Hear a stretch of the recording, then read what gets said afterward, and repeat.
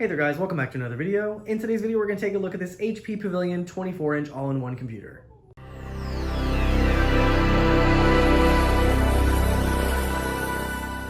So this all-in-one is actually a friend's, and the reason I have it is because she lost the power cable for it. It uses a laptop-style power cable, which I'll show you in just a minute. And the one that she had got was specifically for a laptop, so it was underpowered and it wouldn't boot up. I found the correct cable, and here we are, it is now working. The model number of this all-in-one PC is the 24-K0034. Some of the features of this, it does have a Intel Core i5-10400T CPU. We have 12 gigs of RAM on board. We have a 1 terabyte SSD. It does have a 1920 by 1080 display. It is a touchscreen. Also includes Bang and Olufsen speakers. We have some interesting features like wireless charging on the dock, which I have not been able to get to work. Also went to Best Buy, looked at one similar to this. That one also didn't work, so I'm not sure what you have to do to get the wireless charging to work. But overall, from what I've seen, it is a pretty nice machine. And it does appear they still sell one very similar to this one, pretty much the same specs from Best Buy right now on clearance for $997.99, down from $1,049. Now, unfortunately, I don't have the keyboard and mouse this came with, but it did come with a wireless mouse and keyboard, so if you are purchasing one of these or a similar one, it will come with that. Taking a look at the stand here, you can see we have the Intel Core i5 sticker, and we do have a Qi sticker letting you know you can place your phone here to charge. However, I have not been able to get that to work. Taking a look at the bottom, we do have this large bezel on the bottom, HP branding, and you can see we have this kind of geometric pattern going all the way across. It is using fabric on the bottom, and we do have Bang and Olufsen speakers, and I'll test that in just a moment. But the rest of the screen is nearly bezel-less, so you will see we have very little bezel going all the way around. We do have a really nice, vibrant display, so this is a glossy display. It is touch. So you do have full multi-touch on this display.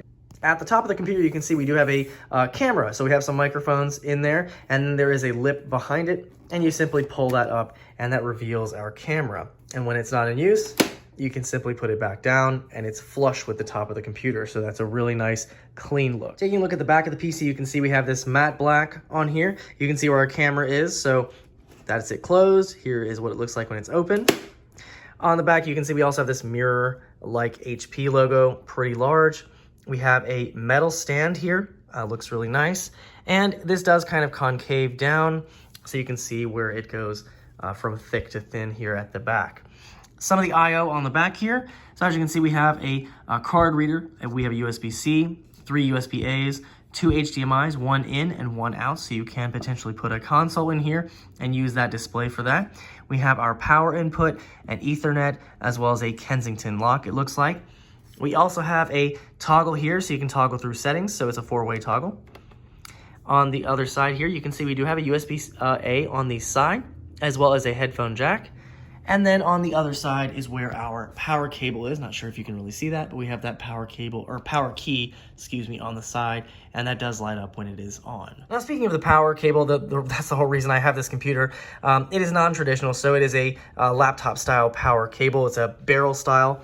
And then you can see the adapter here is quite large because it is 120 watts. So if you are happening to look for this, this power cable, you'll need to look for a super speed 120 watt power cable. Now this all-in-one doesn't have a lot of range of motion. So the range of motion you have is really just tilting. You can't lift it, but as you can see, it does tilt relatively far back. So you're not gonna be able to tilt it all the way and use it as a touchscreen that way, but you can tilt it pretty far, and then it'll tilt a little bit forward as well. So one of the big perks about this all-in-one is definitely its speakers. So as I mentioned, it does have Bang & Olufsen speakers in here. You do have a program in here where you can go in and adjust some settings with it. But just to give you a quick sample of how it's gonna sound, obviously it's gonna sound a little bit worse on your side when you hear it, but it does sound amazing in person and does get really, really loud. So that's one big perk of this. So here's a quick sample of that.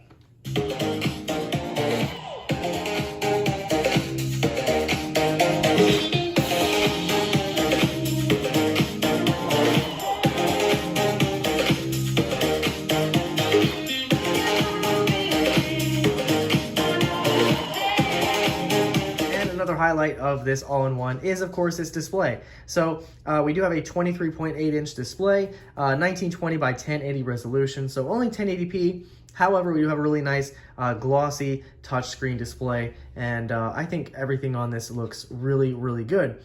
So here is a 4K video, and I'll just go through a couple of scenes here. And as you can see, this isn't 4K, so you can kind of see the saturation levels on here. And I gotta say, I'm pretty impressed with the display from what I can see here. So this will definitely be great for media consumption. Now, as mentioned, we do have a Core i5-10400T in here, so 2 gigahertz, and it does have 6 cores and 12 logical processors. So this should be relatively quick for what it is. So I'll go ahead and do a quick performance test here. So we'll just open up a couple applications, and then I'll try out an 8K video. So of course we can open up Recycle Bin, Chrome, we have Edge, Adobe PDF Reader. Krita is kind of like a drawing app, so we'll open that up and see how fast that opens up here. This one does take a little bit to open from what I've seen. While we're waiting for that, we can look and open up Excel. Waiting for that. As you can see, that opened up pretty quick. So Krita opened up after probably a good 20 seconds, so not terrible there. Let's open up Groove Music, Disney Plus. We can open up our maps. Let's see, anything else in here I can see? I was looking for, we got Phone Link. Where is Word? Skype. Word. So yeah, as you can see, it opens up pretty much application nearly instantly. But of course, Krita or anything that's a little bit more intensive may take a little bit more time to open. One other thing I noticed that will stress a processor is 8K video, just because that's kind of a lot to handle. So we'll go ahead and try that really quick here. So it does say 8K here next to the video, so we'll go ahead and click that, and we'll go ahead and stream it in 8K, even though this is not capable of 8K, but this will give us an idea of how well it can run it. So I previously tried this with a Core i3, and it had kind of the same issue here. So as you can see, it's struggling a lot, but that's also probably partially my internet. So not totally the computer, but yeah, as you can see, it's buffering a lot. It's a lot of data to take in. So as you can see, it can't quite do it. But if you were to watch 4K content, that itself is not as difficult for the computer to run. So obviously this is not a benchmark, like a benchmark application, which I should normally do, but this will give you kind of an idea of how it can handle that kind of thing. So 4K video, no issue. 8K video is still gonna run a little bit rough on this. Now taking a quick look at our camera, as you can see, it does have some facial recognition going. We're in kind of decent lighting right now because I have some of my lights going for the camera setup. So from what I can see, it's not bad. So probably good for video calls. I'm not really sure what I can compare this to, but most laptop cameras are pretty bad, but this one doesn't look too bad. So you can take pictures on this, or you can do video. So as you can see, it actually changed a little bit, but it is getting everything in the room. A little grainy, but not too bad overall. For Wi-Fi on this computer, we do have 802.11ac, and as for speeds, this is what we got in my room here. So that's pretty decent. So 248 down, 187 up. So that's pretty normal for what I'm getting in this room here. So not bad. So I'm normally not an all-in-one desktop kind of person, but this one is pretty impressive for what you get here. So we have a really nice 1080p display. It is touchscreen. You can extend it with another monitor. You can even put something, you have something input into this. We also have very nice Bang and Olufsen speakers, very loud, wireless charging integration in the bottom there, so you can place your phone on there and charge it while you're on the computer. It does come with wireless keyboard and mouse. Obviously, I don't have those here.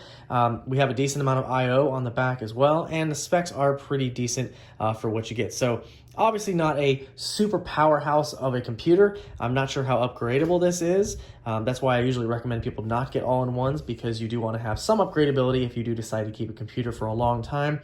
With these, I'm not really sure how much you can upgrade. It is using a laptop style charger, so probably some laptop kind of parts in here which are not upgradable. So things like soldered CPU, soldered memory, that kind of thing. So a lot of times with these all-in-ones, they're not very upgradable.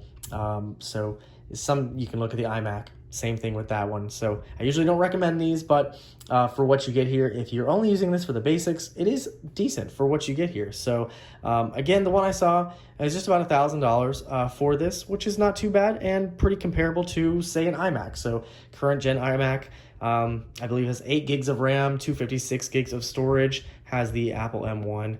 But as far as those kind of specs, if we compare apples to apples, this one has more.